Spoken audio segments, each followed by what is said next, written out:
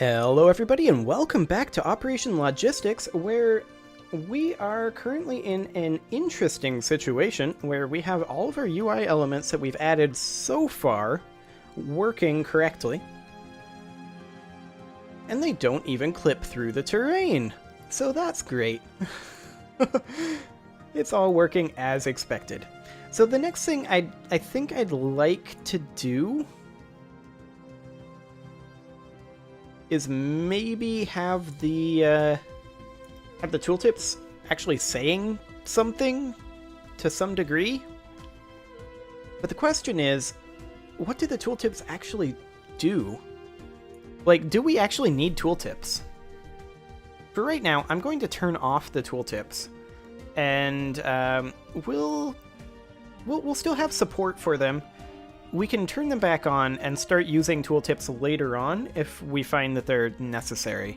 But for right now, I'm just going to turn them off. I think they're a little bit distracting, and Hello.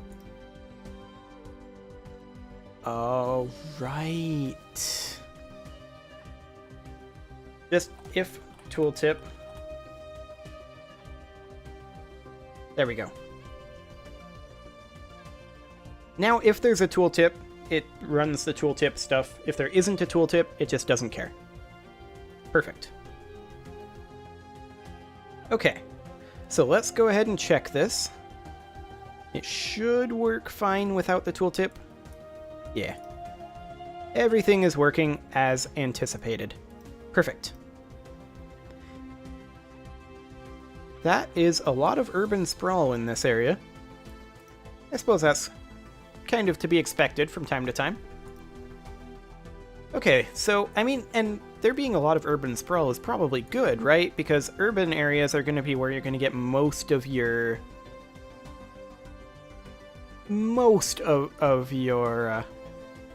demand, is the term I'm looking for.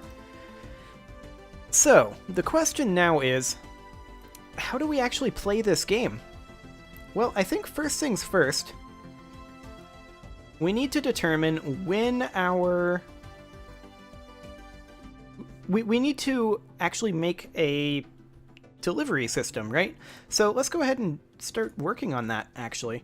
For right now, we're going to make it so that we can cheat. But I'm going to go ahead and do a create C# script, and this is going to be a delivery. Okay. So, we can go ahead and reload this. I don't think we need this to be a mono behavior.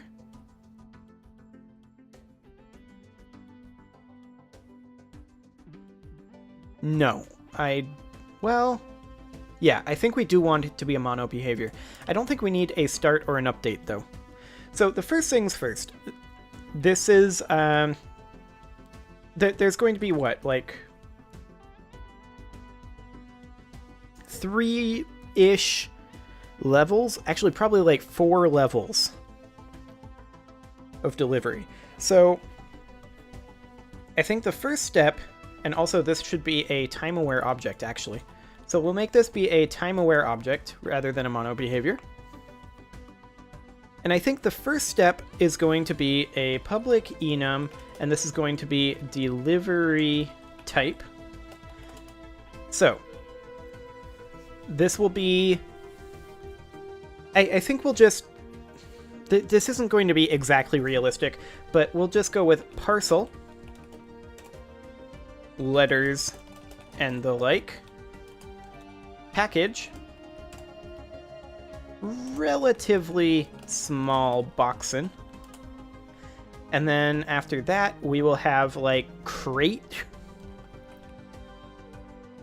so larger boxin, and then finally we will have our last one be shipping container,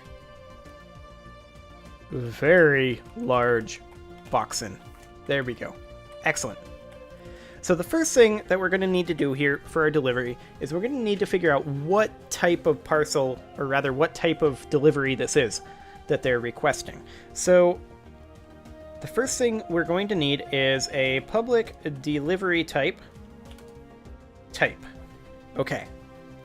So the next thing is there are two major considerations for a package, yeah? You've got your physical size, which is like how much physical space, area, volume, I guess is the proper term. How much volume in your truck does this package take up? So, I think we're not going to be doing too much like Tetris. I think this is going to be kind of more like a lot of the space simulators like Eve or the X series, where you have a certain amount of volume and it's just calculated how much you have. So this would be a public float volume, and this would be in cubic meters. And then the next thing would be our weight. That's the next consideration. So public float weight, and this would be in kilograms. Okay. So, with that being in kilograms and the volume being in cubic meters, it doesn't really matter anything else there, but we use the delivery type to determine how long they have there, and then, or rather, how much weight this takes up. So, like, for example, your truck can hold, I don't know, probably 3 meters by 2 meters by 2 meters-ish. So around 12 cubic meters in a default truck. Something along those lines. So if this package is, 3 cubic meters, that's a significant portion of your truck. That's going to cost a lot more, right? So you're going to be able to set your pricing to some degree that way. But the pricing isn't going to be determined that way. That your max pricing might be determinable that way. But your actual amount that you get for it is going to be based in part on what we're about to do here. So public enum. So we've got our delivery type. Now we need our delivery priority. So I think we'll go with bulk, expected to be delivered in the next month, along those lines. And then it would be, yeah, that'll be fine. Bulk expected to be delivered in the next month. And then we would have like economy, which would be expected to be delivered in the next, I don't know, week. So like 7-day ticks. We're not going to be worrying about business days. And then the next one would be like, the top one would be priority. Expected to be delivered in the next day. So that's essentially overnight shipping. And then I want one more between economy and priority. So I think just standard. Expected to be delivered in the next 3 to 5 days. There we go. Actually, we'll just say the next. We'll split the difference. 3.5 days. We'll round that up to 4 days. So month, week, 4 days, next day. So then we're going to have our public float max payment, and then public float min payment. We're going to need our public delivery priority. There we go. So is there any other data that we need here?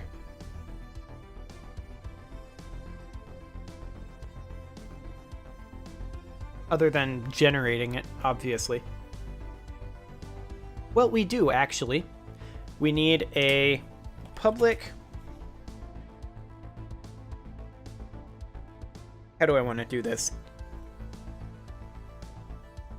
Int sub hex. This is going to be a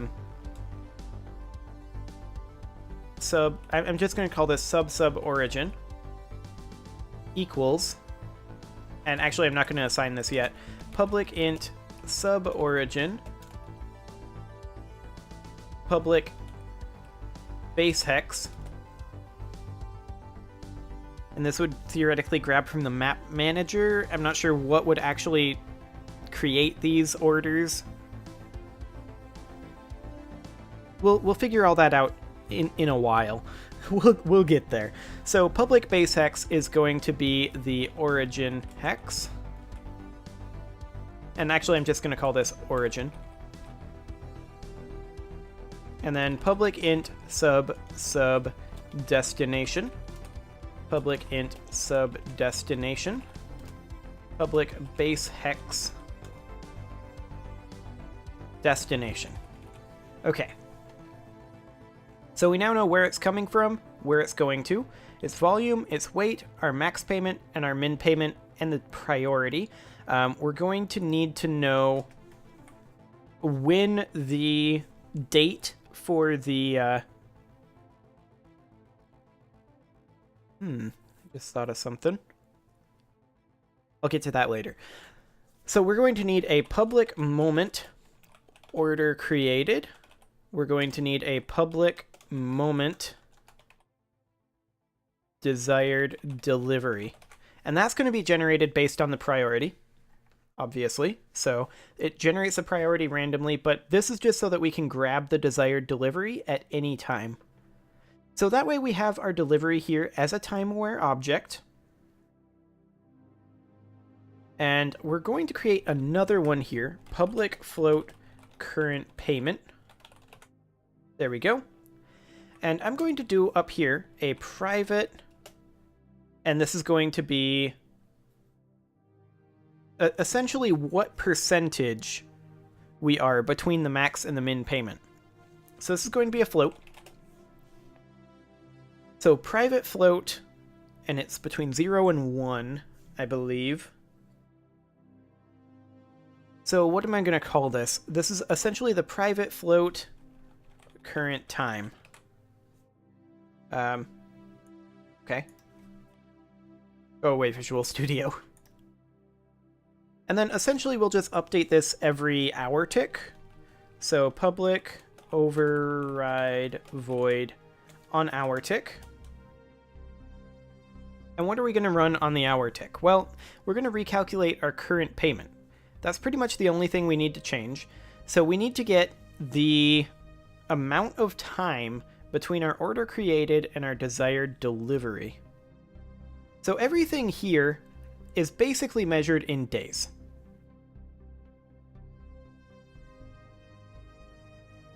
And we're going to be doing this on fractional days with the hour tick. So on the hour tick, we're going to need to determine how many hours are between our created date and our desired delivery date.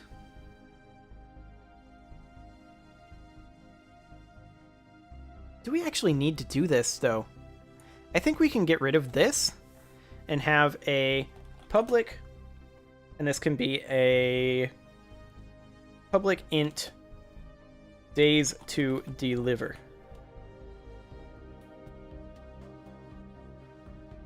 Actually, I'm going to go ahead and do hours to deliver.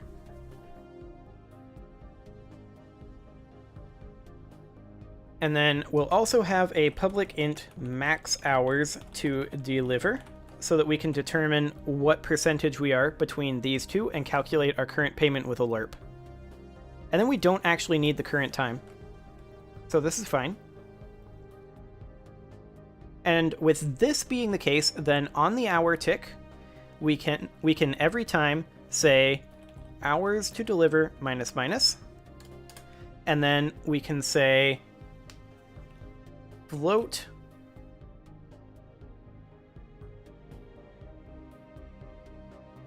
wow, my brain just went completely blank. Float, this is the percentage of what we have left. So we can just call this percentage equals hours to deliver divided by max hours to deliver. There we go. And then we will simply say that current payment equals mathf.lerp, and we're going to be lerping between max payment and min payment. And then at 0, it will return max payment, and at 1, it will return min payment, I believe. So we want this to be min payment, and this to be max payment, and then percentage. Like that. Okay, and that should get us a declining amount that we get every hour. So that's excellent. And that should be all of the information that we need. We don't have a function to generate this currently. So I think what we go ahead and do is in our business, the question is, do we set our amount that we make via the volume and weight? Or is that just like hard-coded? I don't know. We'll make that a balance variable for now. Public float, and this will be money per kilogram.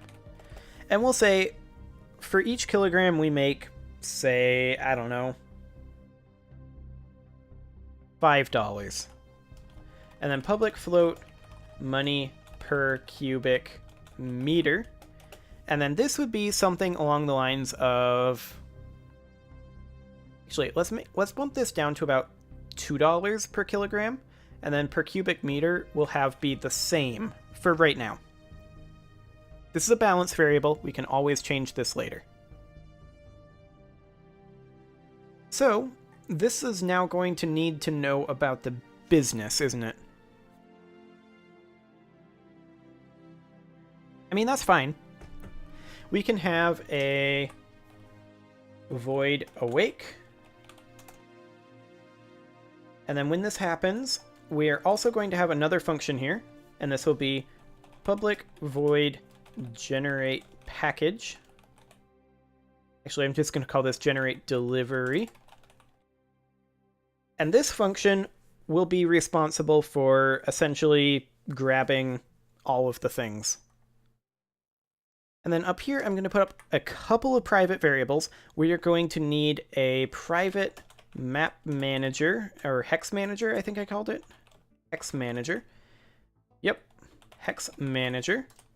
Private business. Okay, and we will just grab these right here. And we will say that business equals GameObject.find. Actually, not GameObject.find object of type business. There we go. And then finally, hex manager equals the same thing, GameObject.find object of type, and this would be of type hex manager. Okay. So with those being found, we can then generate all of these things. However, I do want in the balance variables the odds of all of these happening.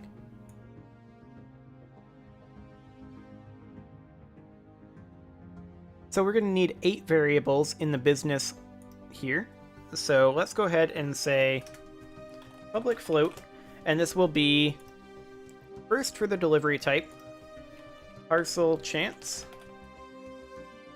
public float package chance, public float crate chance, and public float, and this one will be the shipping container chance. Okay, we will assign those in a little bit, but first, public float bulk chance, public float, the next one was economy chance, public float standard chance, right? I called it standard? Yes. And then public float priority chance. Okay, so essentially bulk is the base price, and then every price above this multiplies it by probably like 2-ish. Or maybe just scale it based on this. So like priority would be times 30 for bulk. Standard would be 4 times less than that. So 30 divided by 4. And then economy would be the base bulk price times 4. Something along those lines. So in the business, let's go ahead and set these. It's going to be most likely that it's a parcel. And that's going to be about a 30% chance. And then the package will also be... Actually, we'll make this be a 40% chance. The package chance will be about a 30%. The crate chance... Let's see, we're currently at 70 there. Yeah, 20% and then 10%. That seems fine. We'll leave that exactly where it is. So this seems fine here as well. There we go. So that should be perfect. And then as far as generating the delivery goes, first thing we need to do is generate the delivery type. So I think, actually, first thing we need to do is actually call generate delivery when this thing awakes. There we go. So the next thing that we're going to be doing here is we're going to determine the delivery type. So let's determine delivery type. And this is going to be, we're going to do a float. Actually, we're going to do an int roll equals mathf dot, actually, no, equals random dot range. And this is going to be an integer version. So it's inclusive for the min. So it can roll a 0, but I don't want it to. I want it to roll a 1 to 100. Max is exclusive, so we roll to 101. So there's our roll. And then we can just determine, at this point, what our priority is. Because I don't want to do type yet. I want to do priority first. So let's determine the delivery priority first. Priority. There we go. And this will be something along the lines of if roll is less than. So I think we're going to go from high to low or low to high. I think we'll go from low to high. So if roll is less than, and this would be priority. So business dot priority chance. Then it would be priority equals delivery priority dot priority. Okay. Else, if roll is less than business dot priority chance plus business dot standard chance. There we go. Then priority equals delivery priority dot standard. Else, if roll is less than business dot priority chance plus business dot standard chance plus business dot economy chance, then it's priority equals delivery priority dot economy. Else, we know for a fact it should be priority equals delivery priority dot bulk. Okay, not priority. There we go. Excellent. Okay, so it now generates what its priority is, and it is time for me to put a cut in here, so I'm going to go ahead and do that, and next episode we will just finish generating this delivery. See you all then.